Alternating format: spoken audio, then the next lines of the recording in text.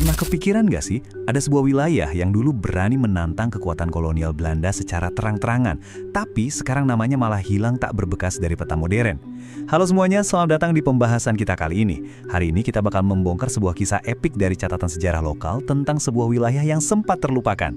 Ya, kita akan menelusuri jejak sejarah Kabupaten Roma. Oke, coba kita resapi dulu kutipan yang luar biasa dari penulis sumber kita, Raffi Ananda ini. Kata-kata ini benar-benar jadi semacam pondasi buat apa yang mau kita bahas sekarang. Sejarah itu ibaratnya kayak pohon raksasa.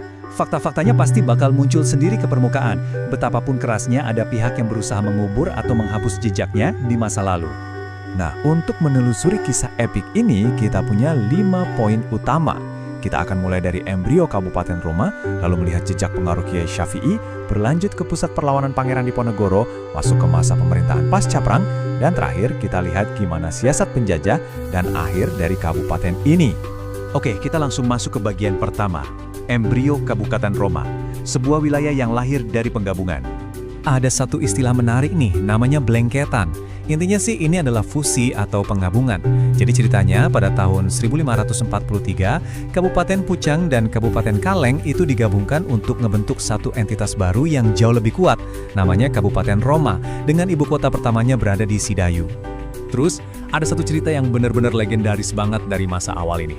Ada tokoh bernama Kiai Banyak Kumara yang mutusin buat mendalami jalan spiritual. Bayangin aja, beliau ini bertapa di Gunung Peletuk saking lamanya sampai tubuhnya itu tertutup ilalang dan rumput gelagah yang tinggi banget. Waktu utusan datang buat nyari beliau, mereka sampai harus ngebabat rumput itu dulu. Makanya, sejak saat itu beliau dijuluki Kiai Wager Gelagah, sosok yang meletakkan garis keturunan spiritual di wilayah ini. Lanjut ke bagian kedua, jejak pengaruh Kiai Syafi'i. Kita bakal lihat gimana akar rumput bisa terhubung langsung dengan pihak istana. Nah, dari keturunan spiritual tadi, muncul tokoh sentral kita, Kiai Muhammad Syafi'i. Perjalanan beliau ini benar-benar ngebuktiin gimana wilayah Roma makin punya pengaruh. Awalnya, beliau berhasil menulis Al-Quran dengan sangat sempurna untuk Sultan Hamengkubuwana II. Saking terkesannya pihak keraton, beliau dinikahkan dengan cucu Sultan, yaitu BRA Maryam, yang kebetulan adalah adik dari Pangeran Diponegoro. Dari situ, beliau langsung diangkat jadi mufti di desa Brangkal, dan dikasih wewenang besar buat ngurusin pernikahan di 11 desa sekitarnya. Tahun 1813, ini tahun yang benar-benar krusial. Di tahun inilah Kiai Syafi'i mendirikan Masjid Brangkal.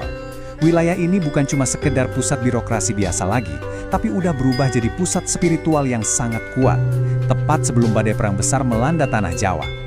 Sekarang kita masuk ke masa-masa panas nih. Bagian ketiga, pusat perlawanan Pangeran Diponegoro. Perang Jawa akhirnya mencapai Roma.